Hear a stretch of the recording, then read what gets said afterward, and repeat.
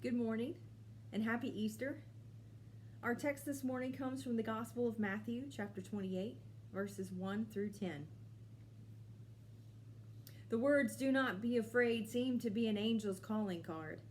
It seems that whenever a character in the Bible meets an angel, these are the first words spoken.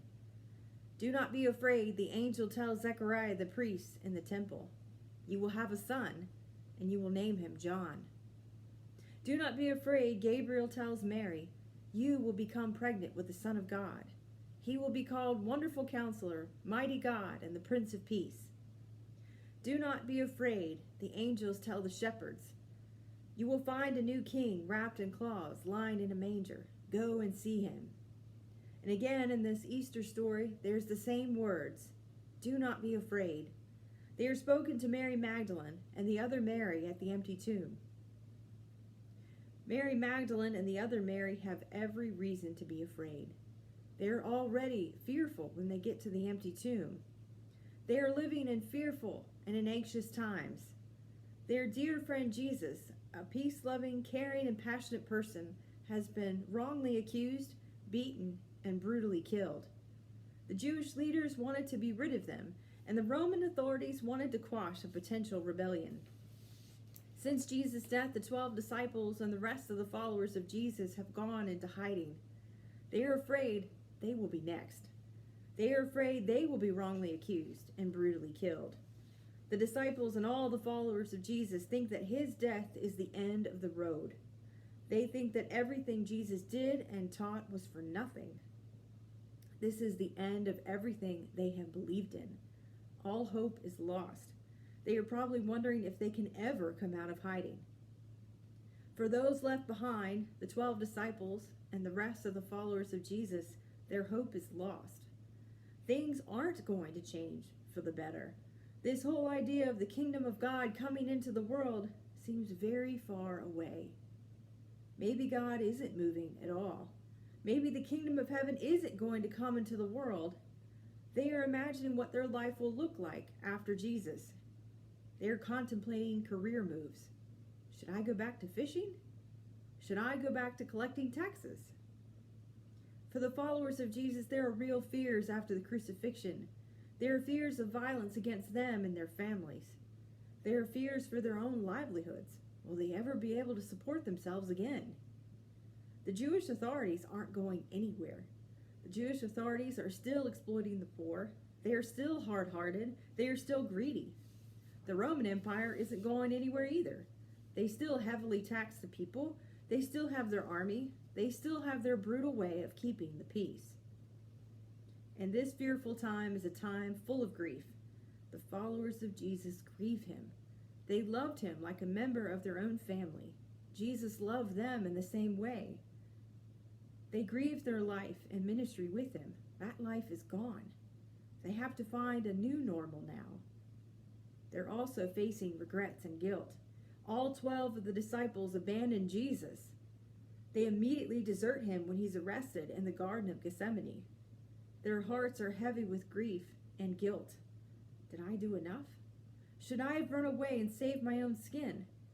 And what would Jesus think of me now? We can relate to the followers of Jesus. We too live in fearful times. We too live in anxious times. We are living through an ever-changing situation. It seems like it changes every day or even every hour. The schools are closed for a couple of weeks, and then the schools are closed for the rest of the school year. We are asked to stay home for a few weeks, and then it's extended to June 10th. And then we are asked to wear masks in public. All of this has happened so quickly. Meanwhile, the news about the virus is ever-going and always frightening. We are anxious in these times. We are afraid for our employment. Will we have a job to go back to? How many businesses will make it? We are afraid for our retirement. What will the stock market do in the coming months? How long will it take to bounce back? We are anxious for our own health and the health of our loved ones, especially those in the hospital, those in assisted living places, and those in skilled nursing facilities. We always have questions running through our minds. Am I cleaning enough?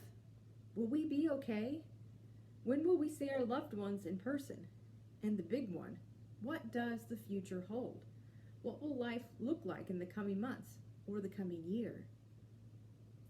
I know I've had lots of questions running through my mind. I've also been anxious. When all this started, I went to the grocery store to stock up on everything, and this was before the news got out and people started taking this thing seriously. The store was busy, but it wasn't chaotic.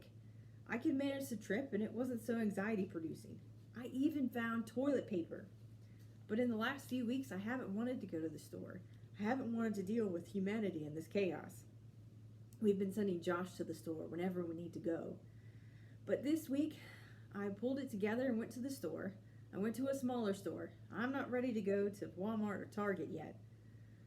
But even I've been having trouble through these times. We also grieve in these times. Our hearts hurt for those who've lost loved ones and who cannot attend the funeral. We grieve that we cannot visit our loved ones in the hospital, in nursing facilities, and in assisted living.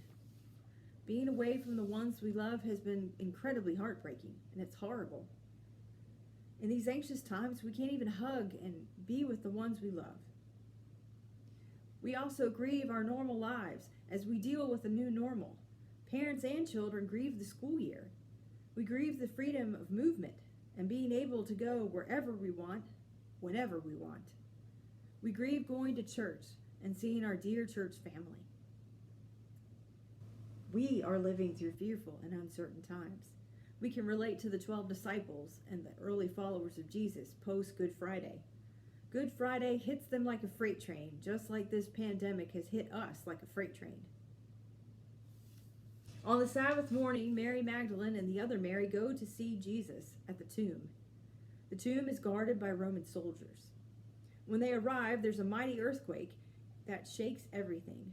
It shakes the stone that sits at the entrance of the tomb. An angel appears, and his appearance is like lightning, and his clothing is as white as snow. The Roman guards become like dead men. Mary Magdalene and the other Mary fall to their knees on the ground. The angel immediately says, "Do not be afraid. Jesus isn't here. He is risen. He's alive." And then he gives the angels a mission. Go quickly and tell the disciples. He'll see them in Galilee.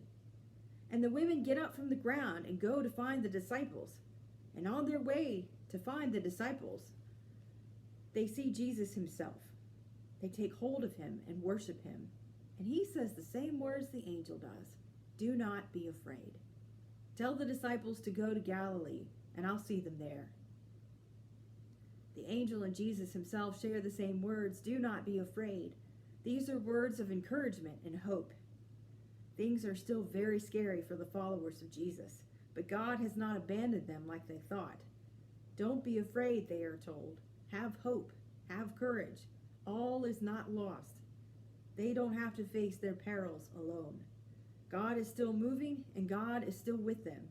That is the good news of the resurrection for the early church. It is the good news for us too.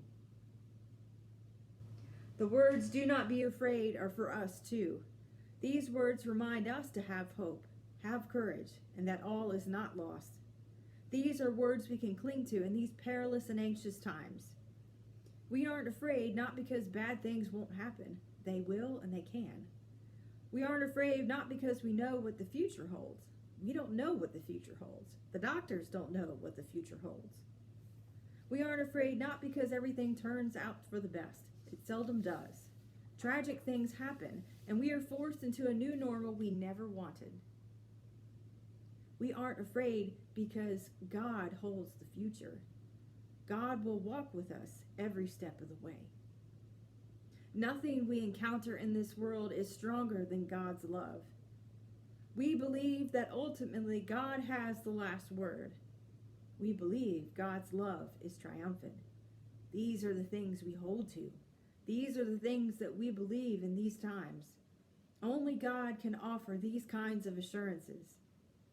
For us, this is the good news of Easter. God holds the future. Whatever it brings, God holds it. God has not abandoned us to face this pandemic on our own. Jesus is risen. He is risen indeed. Amen.